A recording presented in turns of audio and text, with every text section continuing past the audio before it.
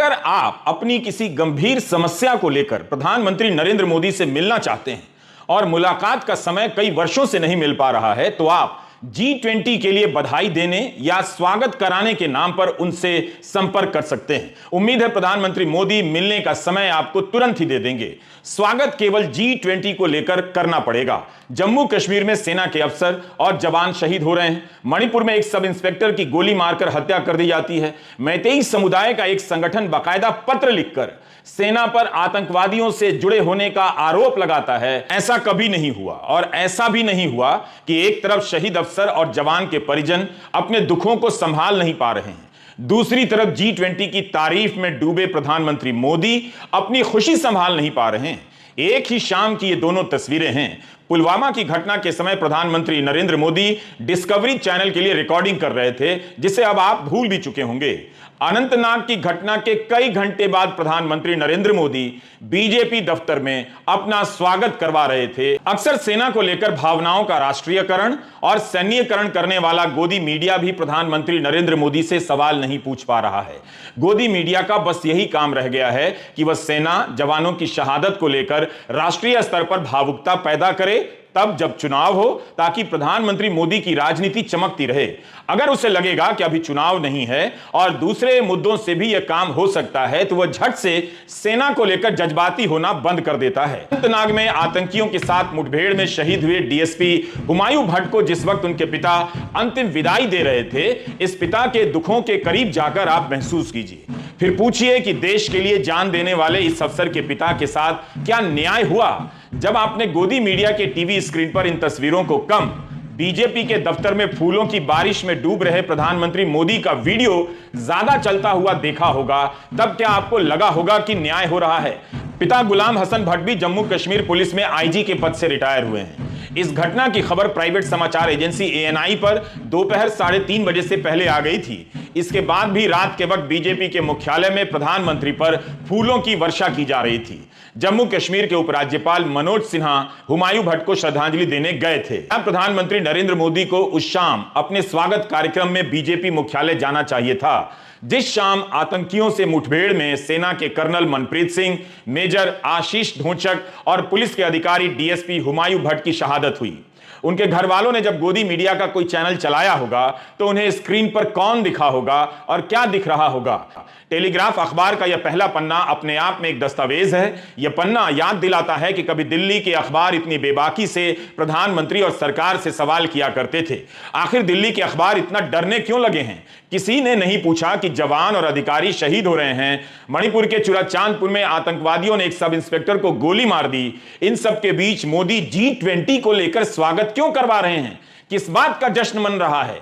ऐसा क्या हो गया है इस G20 से कि समाप्त हो जाने के बाद भी धन्यवाद और स्वागत के नाम पर कार्यक्रमों का आयोजन हो रहा है?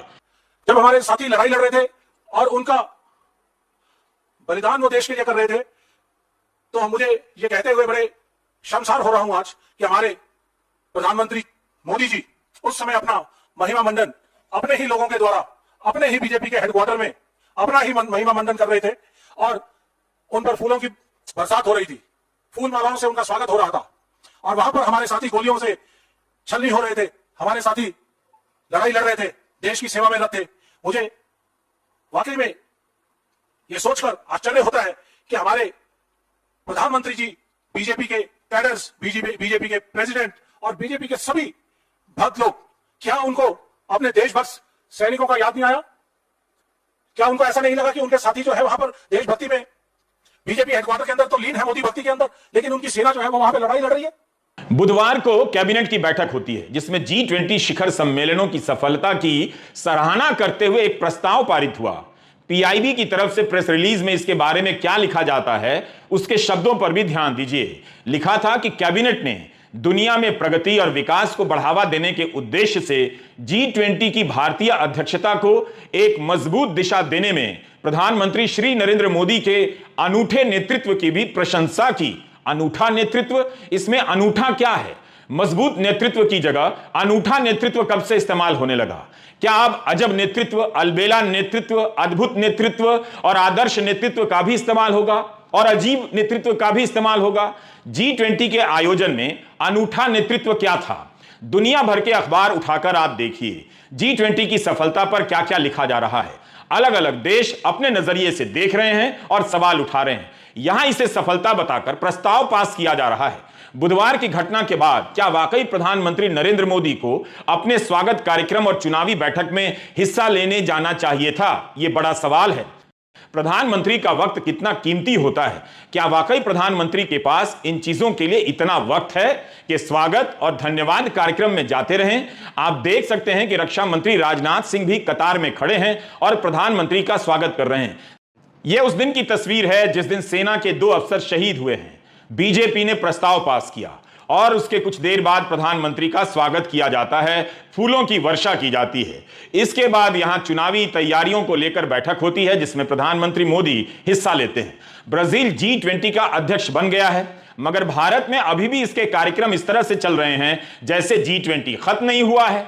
जिस तरह की खुमारी यहां दिख रही है, कहीं प्रधानमंत्री नरेंद्र मोदी ब्राजील ना पहुंच जाएं और वहां के प्रधानमंत्री लूला दा सिल्वा से कह दें कि जनाब आप अपने देश का काम देखते रहिए, हम आपके देश के लिए G20 का काम देख लेंगे, हमसे अब G20 के अलावा दूसरा काम नहीं हो सकता। लूला को भी लगेगा कि G20 की अध्यक्षता वापस भारत को ही सौंप देते हैं। वहां की सरकार इवेंट मैनेजमेंट कंपनी में बदल चुकी है, वही इसका आगे भी आयोजन कराती रहे। यह अजीब सा हो गया है। सेना के अफसर और जवान शहीद होते हैं, क्या प्रधानमंत्री मोदी को तब भी ट्वीट नहीं करना चाहिए? क्या वे तभी ट्वीट करेंगे जब लोकसभा का चुनाव नजदीक होगा? उन्होंने अनंतनाग की घटना पर एक ट्वीट तक नहीं किया। अनंतनाग से पहले मंगलवार को राजौरी में राइफलमैन रवि कुमार आतंकियों से मुठभेड़ में शहीद हो गए। राजौरी में सेना का एक बहादुर कुत्ता केंट भी शहीद हो गया। सितंबर को अनंतनाग में आतंकियों से मुठभेड़ में 3 जवानों की शहादत हुई। मीडिया रिपोर्ट के अनुसार इस साल अब तक सेना और पुलिस के 17 जवानों और अधिकारियों की मौत हो चुकी है। 2020 से 2023 के जनवरी के बीच सेना के 135 जवान मारे जा चुके हैं। इसी अंतराल में 115 आम नागरिकों की भी मौत हुई है। पिछले साल संसद में सरकार ने एक लिखित जवाब में कहा कि 2020-21 के दौरान आतंकवाद की 437 घटनाएं हुई थीं, 104 सुरक्षा बल मारे गए। धारा 370 हटाने के बाद आतंकवाद की यह सच्चाई आपके सामने है। 2016 में नोटबंदी की गई थी, दावा किया गया था कि यह आतंकवाद पर अंतिम प्रहार है, लेकिन आतंकवाद आपके सामने है। चंडीगढ़ के 19 राष्ट्रीय राइफल्स के कर्नल मनप्रीत सिंह ने सुबह ही अपने भाई से बात की थी और फिर कहा कि ऑपरेशन के बाद कॉल करेंगे। उनकी पत्नी जगमीत कौर एक टीचर हैं, 2 बच्चे हैं, 6 साल का एक बेटा और 2 साल की एक बेटी। 2021 में इन्हें कश्मीर में आतंकी कार्रवाई के लिए सेना मेडल से नवाजा गया। आशीष ढोंचक को इसी 15 अगस्त के दिन सेना मेडल दिया गया। वे 15 सिख लाइट रेजिमेंट से थे। हुमायूं भट्ट की 2 महीने की बेटी है। इस घटना की जिम्मेदारी रेजिस्टेंस फ्रंट नाम के एक संगठन ने ली है। इसे लश्कर तैयबा का शैडो ग्रुप माना जाता है और आशंका जताई जा रही है कि किसी समूह ने 4 अगस्त के हमले में कुलगाम में 3 जवानों की हत्या की थी। जम्मू कश्मीर में आतंकवाद सर उठा रहा है, यह अभी तक पूरी तरह से समाप्त नहीं हुआ है। अप्रैल मई में 2 हफ्ते के भीतर पुंछ और राजौरी में 10 जवान शहीद हुए थे। 2019 की फरवरी में जब पुलवामा में सीआरपीएफ के काफिले पर हमला हुआ, तब जवानों को सलामी देने प्रधानमंत्री नरेंद्र मोदी श्रीनगर या पुलवामा नहीं गए, दिल्ली में रहे। कायदे से जवानों के पार्थिव शरीर को सीधे वहीं से उनके घरों तक भेजना था, क्योंकि उनके परिवार वाले बेसब्र हो रहे थे। मगर पहले दिल्ली लाया गया, फिर उसके अगले दिन परिवारों को सौंपने का कार्यक्रम तय हुआ। सभी जवानों के पार्थिव शरीर को हवाई जहाज से उतारकर पालम एयरपोर्ट पर रखा गया। हर एंगल से कैमरे लगाए गए। उस दिन की रिकॉर्डिंग निकाल कर देखिए। गोदी मीडिया के सभी चैनलों पर सीधा प्रसारण होने लगा ताकि भावुकता का राष्ट्रीयकरण हो सके। पालम हवाई अड्डे पर प्रधानमंत्री नरेंद्र मोदी तमाम कैमरों के बीच फ्रेम में प्रवेश करते हैं। हर एंगल से प्रधानमंत्री की इस गंभीरता का सीधा प्रसारण किया जाता है। उस समय लोकसभा का चुनाव था। अब चुनाव नहीं है तो गोदी मीडिया भी भूल गया और मोदी भी। भारतीय स्टेट बैंक इस भावुकता के राष्ट्रीयकरण के मौके पर लोगों से जवानों के परिवारों के लिए आर्थिक मदद का सिस्टम बना देता है। सब कूद गए। 2017 में मोदी सरकार ने शहीदों के लिए भारत के वीर नाम से एक फंड बनाया। 2018 में जहां 19 करोड़ ही इसमें आया, लेकिन पुलवामा के बाद 2019 में जून तक 242 करोड़ रुपए लोगों ने उसमें डाल दिए। श्री सिद्धि विनायक मंदिर ने 51 लाख रुपए की मदद का ऐलान किया। इस स्तर पर भावनाओं का राष्ट्रीयकरण हुआ था। अब जवान और अफसरों की शहादत की खबरें उसी मीडिया के लिए रूटीन की खबर हो गई हैं। G20 के लिए पीएम का स्वागत हो रहा है बीजेपी के दफ्तर में, वो अब बड़ी खबर हो गई है। समय यानी पुलवामा के समय वीरेंद्र सहवाग ने कहा था कि वे सभी जवानों के बच्चों की पढ़ाई करवाएंगे। इस समय सहवाग कितने बच्चों की पढ़ाई की फीस दे रहे हैं इसकी जानकारी हमें नहीं है, सहवाग ही बता सकते हैं या जवानों के परिजन से ही पता चल सकता है। आखिर 2019 के बाद से अब तक ऐसा क्या हो गया कि जिस दिन सेना के दो अफसर शहीद होते हैं उस दिन प्रधानमंत्री मोदी का बीजेपी के मुख्यालय में स्वागत होता है और गोदी मीडिया इस सवाल को ही देश के सामने से गायब कर देता है। पुलवामा के समय की रिपोर्ट पलट कर देखिए, निर्मला सीतारमण तब रक्षा मंत्री थी, वो शहीद जवान शिवचंद्रन के अंतिम संस्कार में हिस्सा लेने तमिलनाडु के त्रिची जाती हैं। त्रिची एयरपोर्ट पर निर्मला सीतारमण के अलावा कौशल विकास मंत्री अनंत कुमार हेगड़े भी थे, जहाज रानी राज्य मंत्री पॉन राधाकृष्णन भी थे, राज्य सरकार के कई मंत्री भी मौजूद थे। राजनाथ सिंह ने एक जवान के पार्थिव शरीर को कंधा दिया, तब राजनाथ सिंह गृह मंत्री थे, अब रक्षा मंत्री हैं। उस समय के मानव संसाधन विकास मंत्री सतपाल सिंह मेरठ के गांव गए शहीद जवान के अंतिम संस्कार में हिस्सा लेने के लिए। उस समय इन भावनाओं का राष्ट्रीयकरण और सैन्यीकरण इतना व्यापक किया गया कि बीजेपी का सांसद हो या मोदी सरकार का मंत्री, सब अंतिम संस्कार में शामिल होना चाहते थे, कैमरे के ठीक सामने रहना चाहते थे। अब वही गोदी मीडिया G20 और सनातन धर्म को लेकर भावनाओं का राष्ट्रीयकरण और धार्मिककरण कर रहा है। वह महंगाई को राष्ट्रीय मुद्दा नहीं बनाता है, धर्म से जुड़ा कोई भी मुद्दा आ जाए उसका राष्ट्रीयकरण करने लग जाता है। जब तक प्रधानमंत्री मोदी की राजनीति के लिए भावुकता पैदा हो सकती है, गोदी मीडिया सेना का सबसे बड़ा समर्थक बना रहता है और सेना के कई रिटायर्ड अधिकारी प्रधानमंत्री मोदी का समर्थक बनकर गोदी मीडिया के स्टूडियो में जमे रहते हैं। क्या आप में से किसी ने इन लोगों को मणिपुर की इस घटना पर सवाल करते देखा है कि आतंकवादियों से लड़ने वाली भारत की सेना पर कोई भी लिखित रूप में बयान कैसे जारी कर सकता है कि उसकी आतंकवादियों से मिली भगत है? यह कभी नहीं हुआ इस देश में। गोदी मीडिया की चुप्पी तो समझ आती है, मगर बीजेपी के प्रवक्ता कैसे चुप हैं? समुदाय के एक बड़े संगठन कोकोमी ने कहा है कि भारतीय सेना, एडिटर्स गिल्ड ऑफ इंडिया और कथित चिन कुकी नार्को टेररिस्ट समूह TLF के बीच गहरा गठजोड़ है। सीधे सेना पर आतंकियों से मिले होने का आरोप लगाया जा रहा है और मीडिया में कोई शोर नहीं, प्रधानमंत्री का कोई बयान नहीं। कहा गया है कि सेना एडिटर बॉडी को प्रभावित करके रिपोर्टिंग करवा रही है और नार्को टेरर फंड से उनकी ट्रिप को स्पॉन्सर करवाया जा रहा है। यह कितना गंभीर आरोप है। पत्र में लिखा गया है कि आतंकी संगठन और सेना के बीच संबंधों को लेकर कोई संदेह ही नहीं। कोकोमी ने कहा कि इन तीनों को फर्जी रिपोर्ट, मैतेई लोगों के साथ भेदभाव और उन पर हुए हमलों के लिए जिम्मेदार ठहराया जाना चाहिए। भारतीय सेना ने एडिटर्स गिल्ड पर अपने प्रभाव का इस्तेमाल कर ऐसी रिपोर्ट बनवाई है जिसमें तथ्य गलत हैं, पूर्वाग्रह भरा हुआ है। ऐसा इस देश में कभी नहीं हुआ कि आतंकवादियों से मिली भगत का आरोप इस देश की सेना पर लगा हो, गोदी मीडिया चुप रह गया हो और प्रधानमंत्री नरेंद्र मोदी का एक लाइन का बयान नहीं आया। अगर इसी तरह की एक अनाम चिट्ठी कश्मीर से मिल गई होती तो गोदी मीडिया के एंकर आंखें फाड़कर और गला फाड़कर चिल्लाने लग जाते, मगर अब सवाल तक नहीं पूछ पा रहे हैं कि कोई संगठन भारत की सेना पर इस तरह के आरोप कैसे लगा सकता है। NIA कहां है? पत्र लिखने वाले संगठन के सदस्यों पर UAPA क्यों नहीं लगाया जाता है? इस गोदी मीडिया ने पूरे देश को उलझा रखा है और भारत की पत्रकारिता को बर्बाद कर दिया है। हिंदू में एक रिपोर्ट है, मीरा पाइबी जो मैतेई महिलाओं का संगठन है, उन्होंने कहा है कि वे केंद्र और राज्य की सरकार द्वारा बनाई गई बफर जोन को नहीं मानती हैं। उन्होंने यह भी कहा है कि यह असंवैधानिक है। यह बात उन्होंने दिल्ली में बाकायदा प्रेस कॉन्फ्रेंस में कही है। उन्होंने सेना की असम राइफल्स और केंद्रीय सुरक्षा बलों का विरोध किया है, मांग की है कि मणिपुर में उनकी जगह किसी और को भेजा जाए। यह कॉन्फ्रेंस कोकोमी के पत्र के अगले दिन हुई।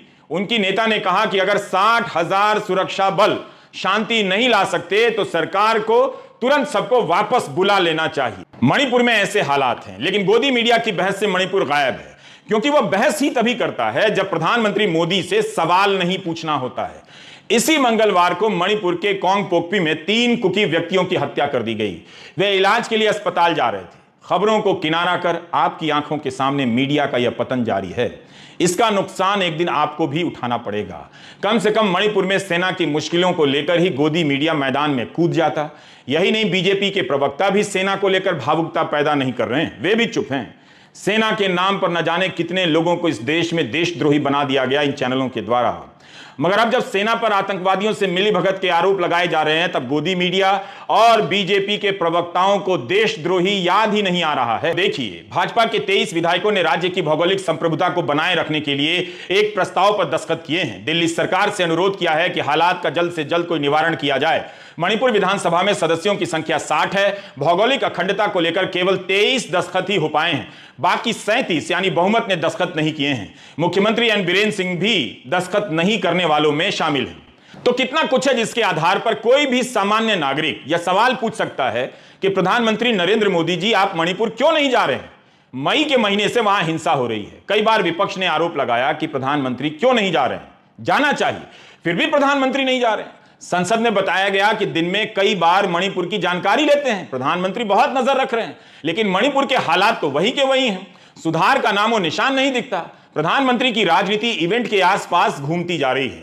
वे इवेंट मनाने का कोई मौका नहीं छोड़ते हैं। इवेंट यानी कार्यक्रम, आयोजन, और हर मौके को इवेंट में बदल देते हैं।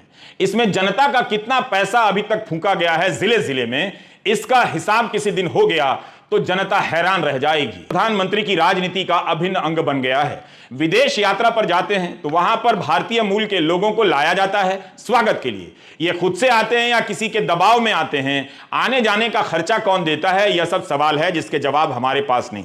मगर हर दौरे पर एयरपोर्ट पर कुछ लोग हाथ हिलाने पहुंच जाते हैं और उनके स्वागत से प्रधानमंत्री गदगद नजर आते हैं। बीजेपी बताती है कि विदेशों में बड़ा नाम हो गया है। विदेश यात्रा से लौटने के बाद भी स्वागत होता है। कई बार तो बीजेपी के सामान्य कार्यकर्ताओं को सुबह सुबह एयरपोर्ट पहुंचना पड़ता है और उन्हें वहीं पर स्वागत करना पड़ता है। ऐसा लगता है कि बीजेपी के अध्यक्ष जितना पीएम को नजदीक से नहीं देखते होंगे, उनसे कहीं ज्यादा एयरपोर्ट पर स्वागत करने वाला बीजेपी का कार्यकर्ता प्रधानमंत्री नरेंद्र मोदी को देख लेता होगा। चंद्रयान की कामयाबी के बाद सीधे बेंगलुरु पहुंच गए और वहां भी स्वागत का आयोजन करवाया गया। तो एक स्वागत मंत्रालय बना लेना चाहिए। इस स्वागत मंत्रालय के पास काम की कमी कभी नहीं होगी। जब प्रधानमंत्री मोदी विदेश यात्रा से लौटेंगे, तब सुबह सुबह बीजेपी के कार्यकर्ताओं को जुटाकर उनसे स्वागत करवाने का काम इस मंत्रालय का होगा। स्वागत मंत्रालय चाहे तो चुनावी रैलियों से दिल्ली लौटने पर भी बीजेपी के कार्यकर्ताओं को एयरपोर्ट भेज दे कि जाइए, प्रधानमंत्री जी दिल्ली आ रहे हैं, उनका स्वागत कीजिए। अनंतनाग की घटना को लेकर तमाम आलोचनाओं को सिरे से झटक कर प्रधानमंत्री मोदी मध्य प्रदेश पहुंच गए, क्योंकि वहां चुनाव होने वाले हैं। यहां प्रधानमंत्री मोदी रोड शो कर रहे हैं। आप पता कीजिए जिला प्रशासन से कि कितना पैसा खर्चा हुआ इस रोड शो पर। प्रधानमंत्री के पास रोड शो के लिए इतना सारा वक्त है, मणिपुर जाने के लिए जरा भी नहीं। यही नहीं, प्रधानमंत्री मोदी के सभी कार्यक्रम चाहे सरकारी हो या राजनीतिक, भव्य और आलीशान होते हैं। इंतजाम देखकर ही लग जाता है कि बहुत सारा पैसा खर्चा हुआ होगा। सब कुछ प्रधानमंत्री मोदी के इर्द गिर्द घूमता जा रहा है। उनका जन्मदिन भी एक राष्ट्रीय दिवस बन गया है। संसद के नए भवन का उद्घाटन हुआ, आप सभी ने इसका सीधा प्रसारण देखा, आयोजन देखा, इवेंट देखा। मगर यह कहीं नहीं लिखा है कि उद्घाटन हो जाने के बाद और कार्यक्रम नहीं होंगे। विश्वकर्मा पूजा और प्रधानमंत्री के जन्मदिन के अवसर पर संसद के नए भवन में अब झंडारोहण होगा। कोई ना कोई बहाना या कारण निकल ही आता है इवेंट करने का, कार्यक्रम या भव्य आयोजन करने का। सवाल यह है कि प्रधानमंत्री मोदी के कार्यक्रमों के इवेंट का ठेका किस कंपनी को मिलता है? कोई एक ही कंपनी है या अलग अलग कंपनियों को इसका अनुभव प्राप्त हो रहा है? 31 दिसंबर 2016 को हमने इंडियन एक्सप्रेस में एक लेख लिखा था। इस लेख का शीर्षक आपको आज याद दिलाना चाहता हूं, वेलकम द इवेंटोक्रेसी ट्रैक बाय कॉमेडिया। इसमें लिखा था कि डेमोक्रेसी का यह नया स्वरूप है, इवेंटोक्रेसी। जो कुछ भी है इवेंट है और इवेंट से बाहर कुछ भी नहीं। चाहे किसी नीति की घोषणा हो या किसी आयोजन का समापन, प्रधानमंत्री को अवतार की तरफ पेश करने के लिए भव्य इवेंट का आयोजन हो रहा है। इवेंट में सब शानदार होता है। आपको याद होगा कि ओलंपिक से पदक जीतकर आने वाले खिलाड़ियों को प्रधानमंत्री ने अपने निवास पर बुलाया, उसकी बहुत शानदार रिकॉर्डिंग कराई और एडिटिंग भी। बाद में जब यही खिलाड़ी अपने खिलाफ छेड़खानी को लेकर धरने पर बैठी तो प्रधानमंत्री अपने ही घर के इस इवेंट को भूल गए, क्योंकि उनके पास दूसरे कई सारे इवेंट हैं और उन्हें पैदा कर देने की क्षमता है। यही इवेंटोक्रेसी है और प्रधानमंत्री मोदी भारत के चीफ ऑफ इवेंट हैं। महंगाई बढ़ती रहे, जनता की कमाई घटती रहे, मगर प्रधानमंत्री के कार्यक्रमों की भव्यता में कोई कमी नहीं आती और वे उसी भव्य कार्यक्रम में सादगी पर लेक्चर देते हैं, अध्यात्म की बात करते हैं। जिस कार्यक्रम के आयोजन को इतना भव्य और महंगा बनाया जाता है, इसके बजट को जब आप समझ पाएंगे 20 साल बाद, तो संवेदनशीलता का निशान तक नजर नहीं आएगा। जिस देश में 80 करोड़ लोगों को खिलाने के लिए मुफ्त अनाज योजना लॉन्च की जाती हो, उस देश के प्रधानमंत्री के कार्यक्रमों पर प्रशासन और पार्टी ने कितने पैसे लुटाए, इसका कोई हिसाब नहीं। इन कार्यक्रमों में क्रूरता के साथ पैसे खर्च किए जाते हैं। फिर आप कैसे उम्मीद कर सकते हैं कि जवान और अफसर शहीद हुए हैं तो प्रधानमंत्री एक इवेंट को रद्द कर संवेदनशीलता का प्रदर्शन करेंगे? अब वे सभी सवालों और जवाबदेही से ऊपर हो चुके हैं। बेहतर है आप फूलों की खेती शुरू कर दीजिए। प्रधानमंत्री पर पुष्प वर्षा के लिए फूलों का बिजनेस अच्छा चल सकता है। नमस्कार।